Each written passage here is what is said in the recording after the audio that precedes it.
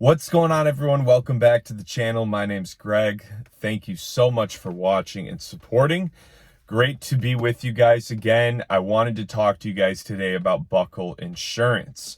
So Buckle Insurance is probably the best offer I've seen for insurance for rideshare drivers. The main reason you need to consider this is, to be honest, this is something that I think a lot of drivers, they're constantly trying to cheat. Right? They want to just go with their normal insurance. They want to kind of, not tell them, and you can get away with it for a long time. I'll be transparent with you guys. I did. Those of you that do know my story, I've driven easily 4 years now, off and on. I've had times where I did it very full time, pushing 50, 60 hours a week.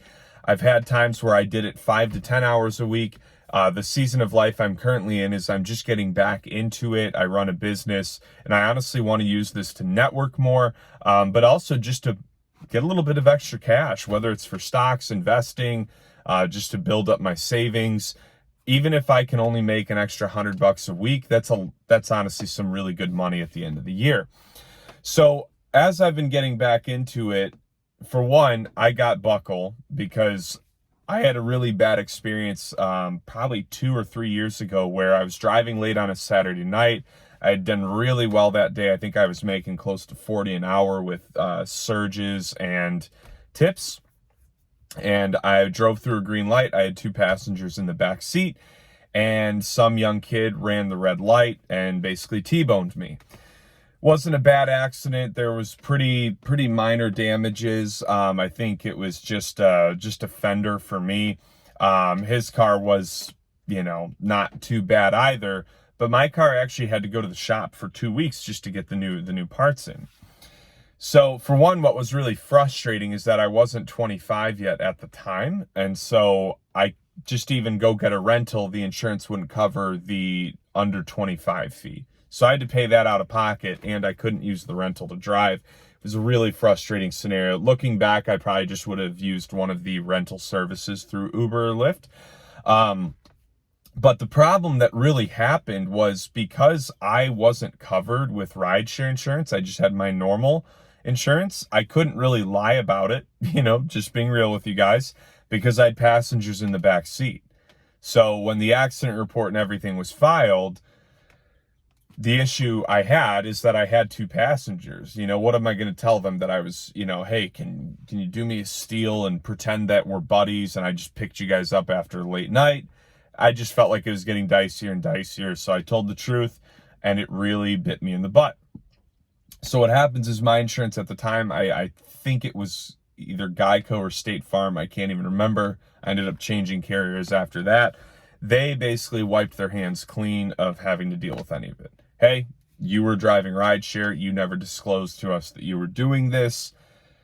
You've got to figure it out. So now, fortunately, because I'm a smooth talker, I called the kids' insurance and I really just finessed them and got them to take care of everything. But I often think about what would have happened if they had tried to fight it.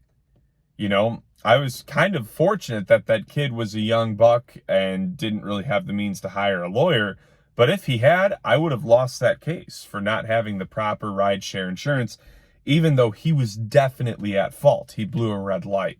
There are all kinds of loopholes in the legal system. And my fear for you guys, because this was me, is I tried to just play it lucky for too long. Oh, I'm a good driver. I'm never going to get in an accident.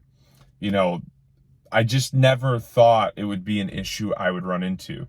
So now looking back, to have an option like Buckle that's cheaper, that just gives me that peace of mind while I'm driving to know even in a rideshare car crash incident, I'm covered, that's beyond essential. It's imperative. It is something you need to have for your own peace of mind at the very least.